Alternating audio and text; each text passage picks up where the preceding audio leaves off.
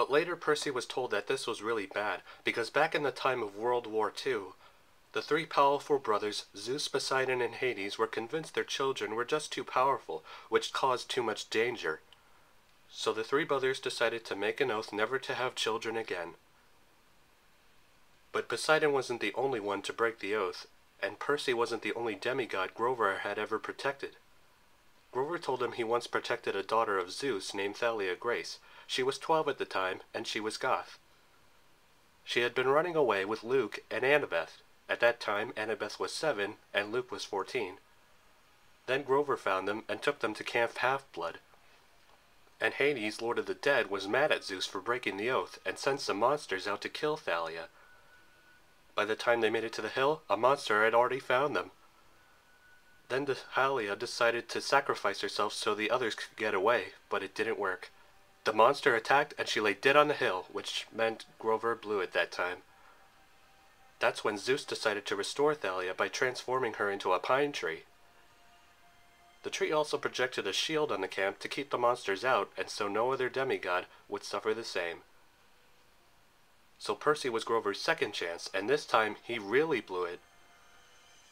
He was going to lose his searcher's license, which allowed him to search and protect demigods, and also to search for the missing god called Pan. But now Percy was having other problems. One night he had a dream of two men in robes who seemed to be fighting over something. Whatever got him to have a dream like that? Then Grover woke him up and showed him a newspaper saying that he and his mom were missing.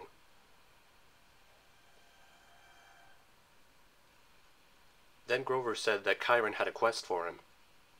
Before he said anything, Percy couldn't help notice the strange weather in the sky and water. Chiron told him it's because Zeus and Poseidon have been arguing and fighting each other for a while.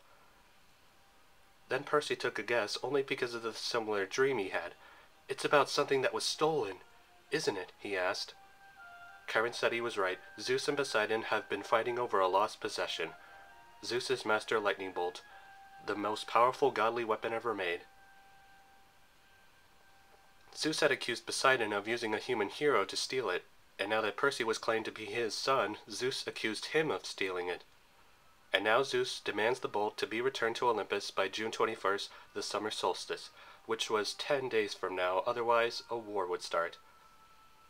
But Percy didn't steal it, and if it's been a while, he couldn't have, and it only made sense. He'd only known about the monsters for a few weeks. He didn't know who his dad was or that he himself was a half-blood until a few days ago. Chiron and Grover already knew it for themselves, but letting the gods know was what mattered. This was Percy's quest. Find the bolt, return it to Zeus before the deadline, and prove he and his father were innocent, all to prevent war and save lives. To get an idea where to look for the bolt, Chiron told him to go upstairs to the attic and ask the oracle. When Percy got up there, he found a mummy lady! Okay, that was weird and creepy. The mummy sat up and opened her mouth, letting out green mist. Inside Percy's mind, he heard her slithering and coiling voice. "I am the spirit of Delphi, speaker of the prophecies of Phoebus Apollo, slayer of the mighty Python. Approach, seeker, and ask." Percy was a little creeped out, but he asked her anyway. "What's my destiny?" he asked. "You shall go west and face the god who has turned.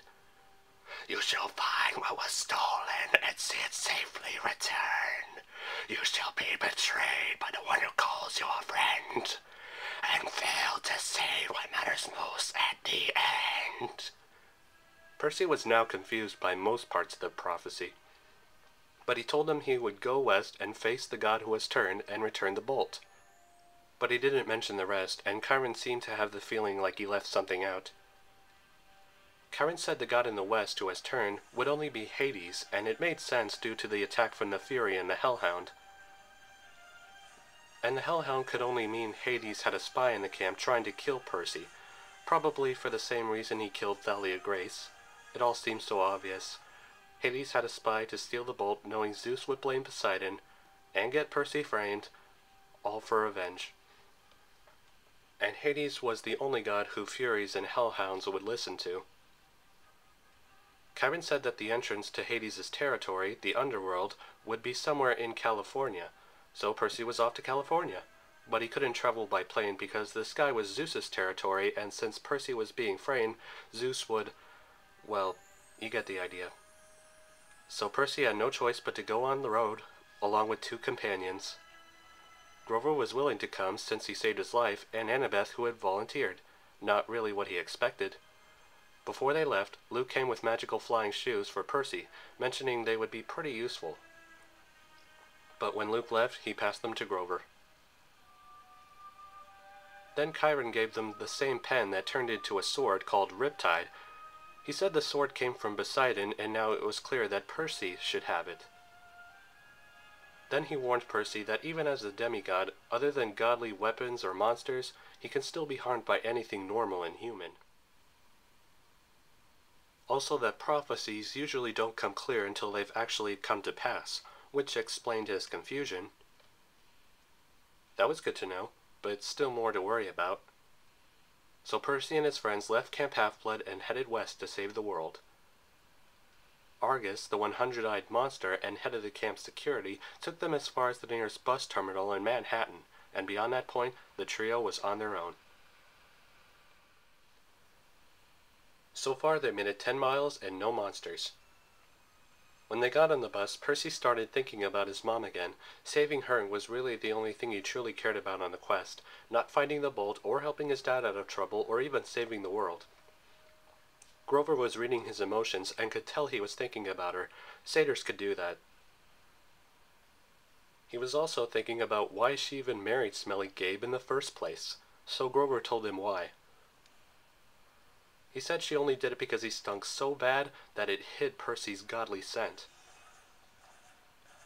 So if it weren't for Gabe, monsters would have found Percy a long time ago. So much for that idea.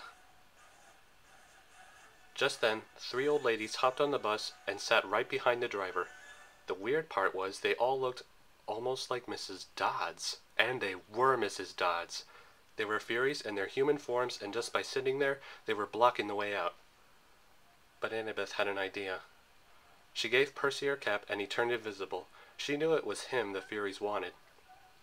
Percy had to find a way to get out of there. With the power of invisibility, he snuck past the Furies. He got to the front and pressed the emergency stop button.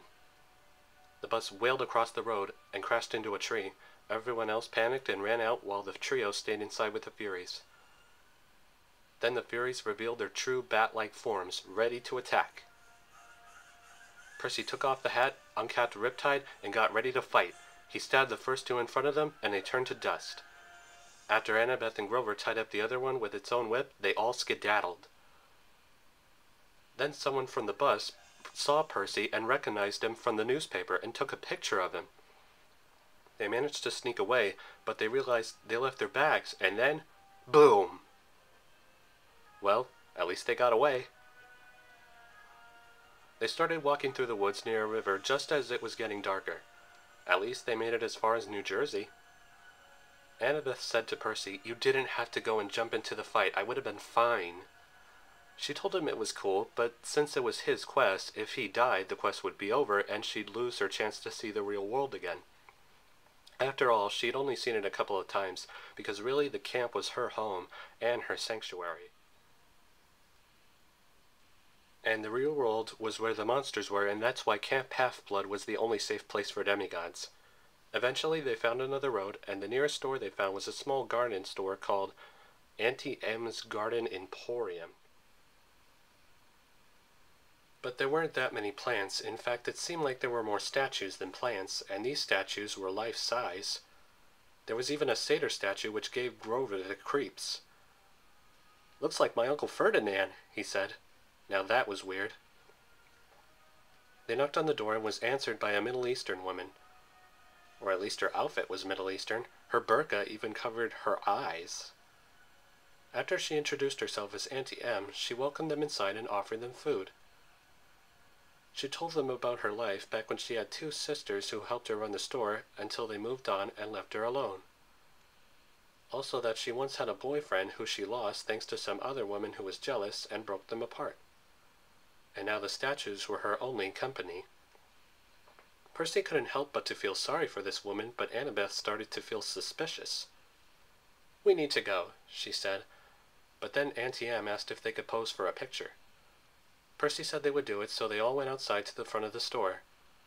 Grover couldn't stop staring at that goat statue, and Percy started to have his own suspicion. The statues he saw all had expressions like they were scared, and Auntie Em still didn't pull out a camera. "That is my Uncle Ferdinand!" Grover gasped. "Look away!" Annabeth quickly put on her cap, turned invisible, and pushed Percy and Grover to the ground. They each fell in 2 different directions.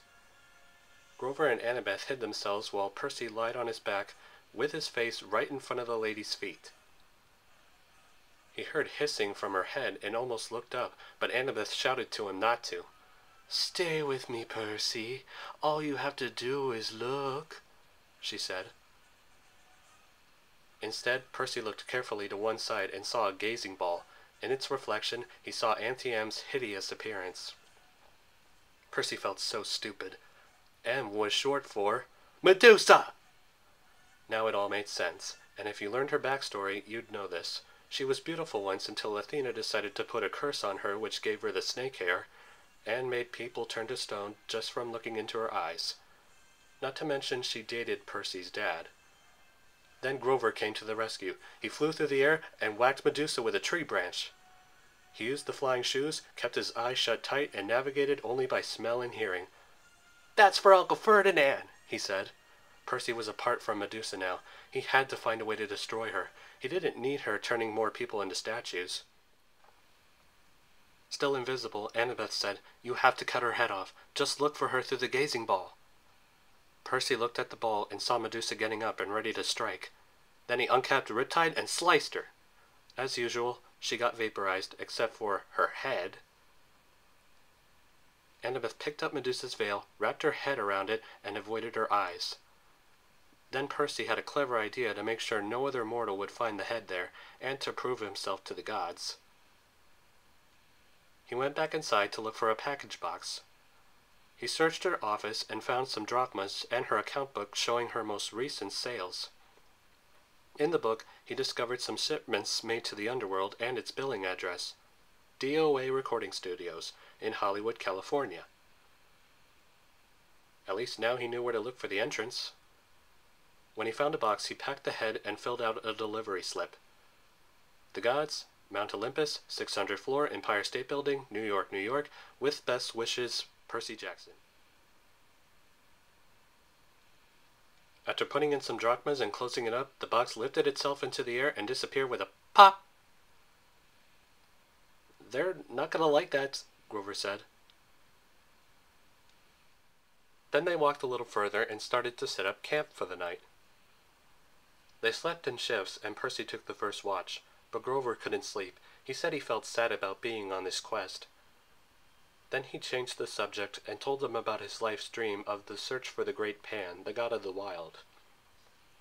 Many satyrs like his dad and his Uncle Ferdinand never returned from the search. He wanted to be the first one to find Pan and return alive. Percy wondered how could he be willing to take on such a big challenge.